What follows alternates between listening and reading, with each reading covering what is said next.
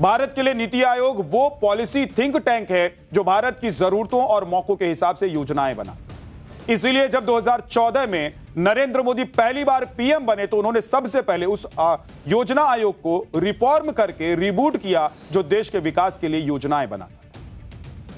योजना आयोग में कई खामियों को दूर करने के बाद पीएम मोदी ने इसके एक्स्ट्रा को दुरुस्त किया और एक नया नाम दिया, नीति आयोग।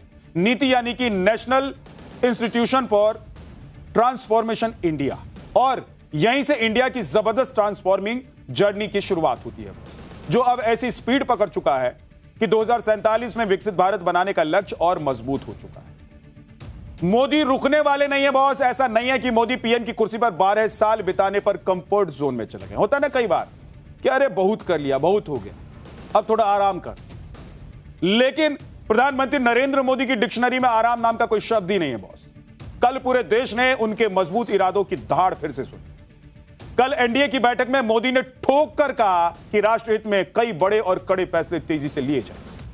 मोदी किन फैसलों की ओर इशारा कर रहे थे, आगे आपको बताने वाला। आजकल कांग्रेस और राहुल गांधी अपने ही देश की अर्थव्यवस्था को कमजोर बताने वाला ढिढोरा पीट रहे हैं, लेकिन पीएम मोदी ने आंकड़ों के साथ बता दिया कि भारत ने ग्रोथ रेट में क्या कमाल करके देखा है। मोदी ने यह भी बता दिया कि अर्थव्यवस्था की कमजोर ग्रोथ रेट कब थी, किसके शासनकाल में थी, और कांग्रेस की सरकारें देश की धीमी अर्थव्यवस्था का ठिकरा देश की बहुसंख्यक हिंदू आबादी पर कैसे फोड़ती थी। हिंदू ग्रोथ रेट जैसा टर्म कहां से आया, किसने पहली बार यूज किया, और यह टर्म यूज करने के पीछे सोच और साजिश क्या थी, आज यह भी आपको बताने वाला। भारत जिस स्पीड से 2047 तक विकसित राष्ट्र बनने के लक्ष्य की ओर दौड़ रहा है, अब मोदी उसी स्पीड को सुपर स्पीड में बदलने के लिए क्या क्या करने वाले हैं, इसका ट्रेलर भी मोदी ने कल दिखा दिया। डिटेल में आपको बताने वाला। पीएम मोदी ने कल वो ऐलान कर दिया जिसके बारे में 2014 के पहले सरकारें सोच भी नहीं सकती थी और सोच ही नहीं रही। वो इतना सोचते ही नहीं थे। उनको लगता था कि 5 साल तक कुर्सी पर जमे रहे, फिर चुनाव आएगा, फिर चुनाव जीते और फिर 5 साल अपनी कुर्सी बचा कर रखे। इसके आगे वो नहीं सोच रहे। लेकिन प्रधानमंत्री नरेंद्र मोदी कुर्सी के साथ साथ देश के लिए सोचते हैं। वो चुनाव में प्रचार करने के लिए निकलते हैं तो उससे पहले देश में आगे क्या होने वाला है और क्या करना चाहिए और कितनी स्पीड से करना चाहिए, यह सब प्लान कर लेते। इसके बारे में आज आपको बताने वाला, लेकिन पहले एक ट्रेलर आपको दिखा।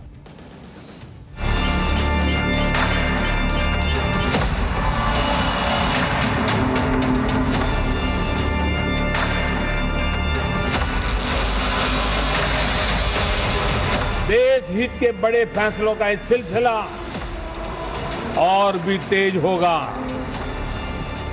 तेज गति से आगे बढ़ेगा।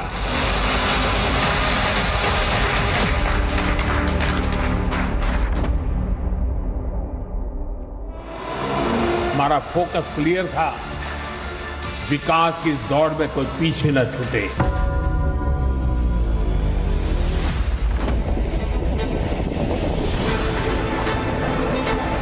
देशवासी मेड इन इंडिया विमान में ही यात्रा करेंगे, वो दिन मैं देख रहा हूं।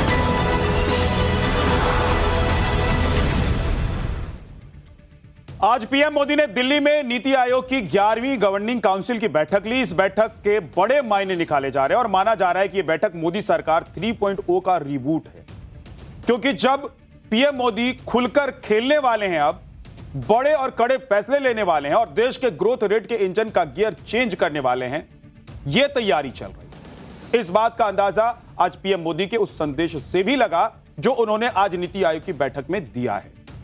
आज सभी राज्यों के मुख्यमंत्रियों से पीएम मोदी ने कहा कि भारत आत्मविश्वास और दृढ़ संकल्प से अपनी विकास यात्रा पर आगे बढ़ रहा है।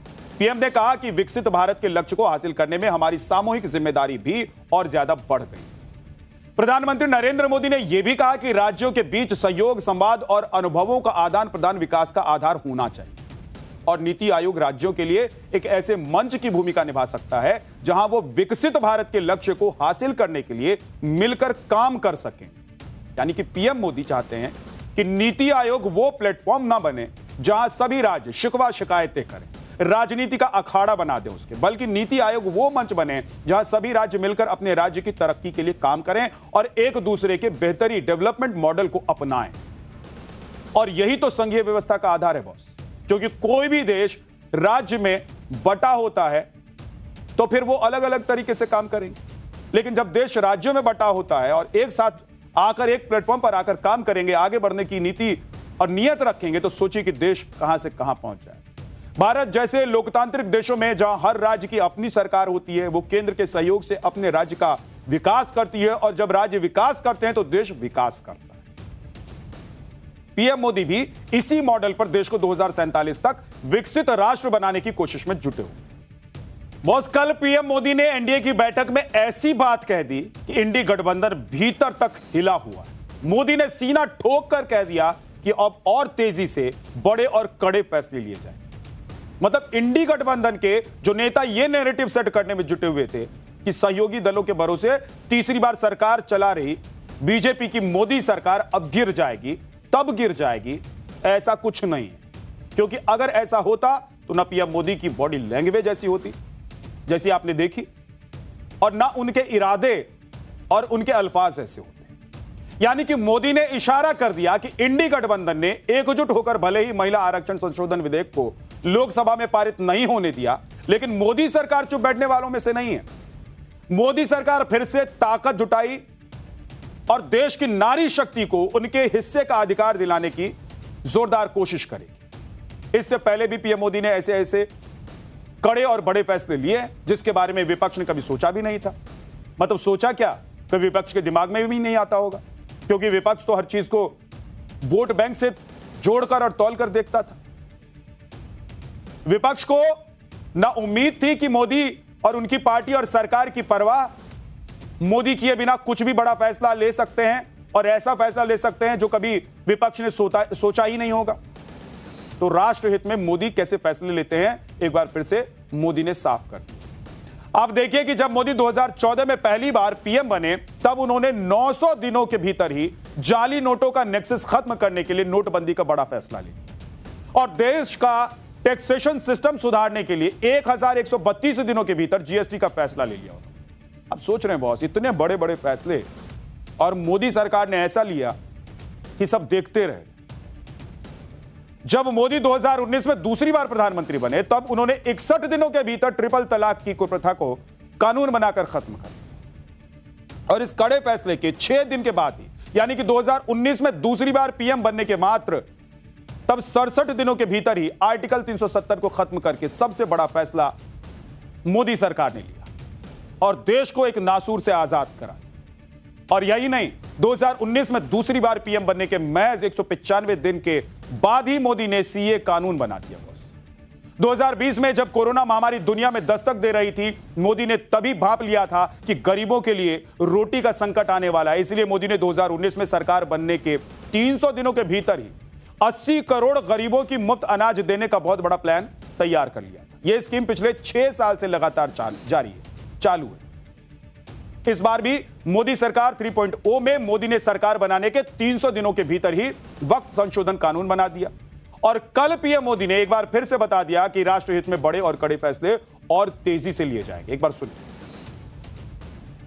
एनडीए सरकार राष्ट्रहित में कोई भी काम करने से पीछे नहीं रही, और हम सभी को इस बात पर गर्व है। मैं आज देश को फिर आश्वस्त करूंगा, देश हित के बड़े फैसलों का इस सिलसिला और भी तेज होगा, तेज गति से आगे बढ़ेगा। भारत की जिस चमचमाती अर्थव्यवस्था को डेड इकोनॉमी बनाने में राहुल गांधी डोनाल्ड ट्रंप की हां में हां मिला चुके हैं, और कांग्रेस कैसे मोदी सरकार के विरोध में देश विरोधी बयानबाजी पर उतर आई है, यह भी आप देखिए। कांग्रेस जोर जोर से इस बात पर ढिंढोरा पीट रही है, और इस बात का ढिंढोरा पीट रही है कि देश की अर्थव्यवस्था कमजोर हो रही है, बर्बाद हो रही है, आर्थिक सुनामी आने वाली। यही काम कांग्रेस की पूर्व सरकारों के दौरान भी होता था, जिसका जिक्र आज पीएम मोदी ने किया है।